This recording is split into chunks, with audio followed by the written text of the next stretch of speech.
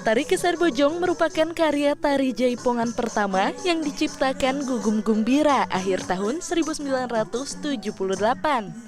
Keser berarti bergeser, sementara Bojong diambil dari nama tempat diciptakannya tarian, yaitu di Bojongloa, Bandung. Proses penciptaan tari jaipongan sebenarnya sudah dimulai sejak 1974 melalui eksplorasi yang dilakukan Gugum Gumbira ke berbagai daerah di Jawa Barat. Jaipongan merupakan pengembangan dari tari ketuk tilu, pencak silat, dan berbagai tari kerakyatan lainnya di Jawa Barat, seperti topeng banjet di Karawang. Pada 1979, tari jaipongan pertama kali dipentaskan di ASEAN Folklore Festival di Hong Kong. Memang pencarian bentuk baru, di mana untuk kaum muda pun akan menyukai seni tradisi seperti itu.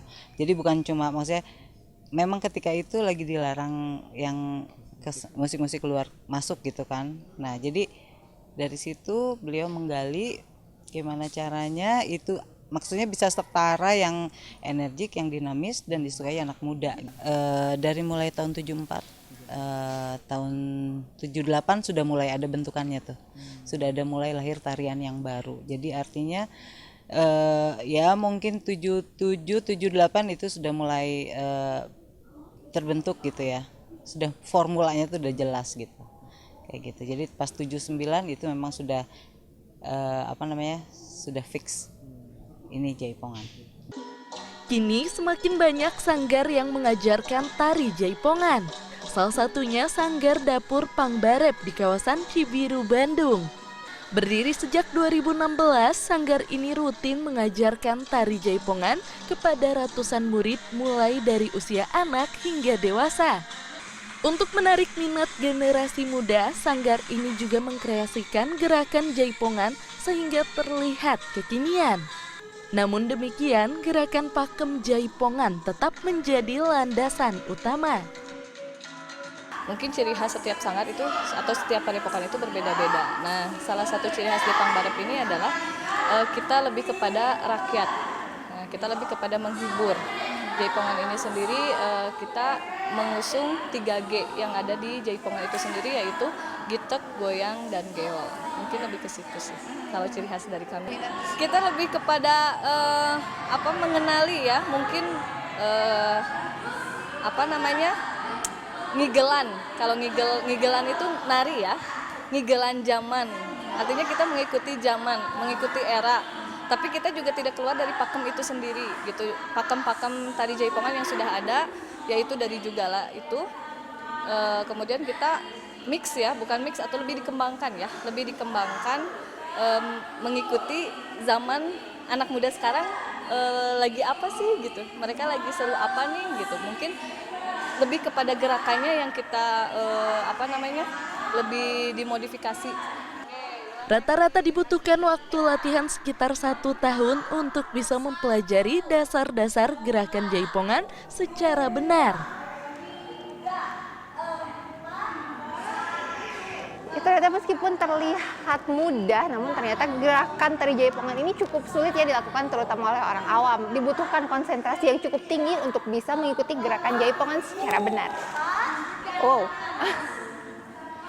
Tari jaipongan memiliki keunikan tersendiri sehingga membuat banyak orang tertarik untuk mempelajarinya. 6 tahun. Dari 5 tahun sampai 11 tahun. Sekarang 11 tahun berarti. Iya. Dari kecil ya. Ini kenapa sih awalnya tertarik ikutan jaipongan? Karena kakak lihat nari bagus, ya indah aja tariannya.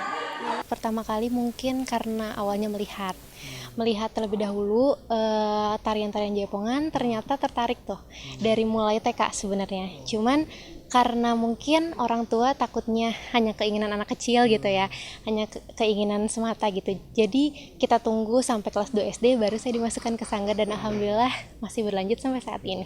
Emang awalnya kan suka seni gitu, jadi adanya Jugala, jadi kayak pengen ikutan ke nari. Pertama ya emang dari kecil, terus lihat-lihat dulu. Emang pas awal juga lihatnya dari sini lihat, terus lebih ada tertarik juga, makin tertarik ke sini. Menurut Guru Besar Institut Seni dan Budaya Indonesia, Endang Caturwati, meski sudah diciptakan oleh Gugum Gumbira pada tahun 70-an, tari Jaipongan baru populer pada tahun 80-an. Saat itu, tarian ini selalu dihadirkan dalam setiap acara di Jawa Barat. Gerakan atraktif menjadi salah satu ciri khas Jaipongan yang membuatnya digemari dan mudah dikreasikan hingga kini. Karena Jaipongan itu ibarat ini ya, kalau di irama musik yang di luar gitu, di luar kan ada ballroom dulu, tari waltz. Kalau waltz tak tak tak tak tak lingkar gitu. Kalau Jaipongan itu bebas dikembangkan, gerakan apapun masuk gitu ya, gerakan apapun masuk sehingga untuk pengembangan ke kontemporer pun enak sekali. Nah, kalau Jaipongan karena gerakan dari ketangkasan pencak ya, ketangkasan pencak yang kemana aja gitu sesuai dengan tepak kendang, akhirnya ini kok enak sekali ya untuk berkreativitas, untuk digerakkan dengan berbagai gerak-gerak yang bukan liar ya, gerak yang lebih bebas gitu. Enak sekali apapun gitu, dan tidak ada pakem-pakem tertentu seperti tari klasik. Tari Jaipongan kini sedang diupayakan menjadi salah satu warisan budaya tak benda di Badan Dunia UNESCO. Tim Liputan CNN Indonesia, Bandung, Jawa Barat.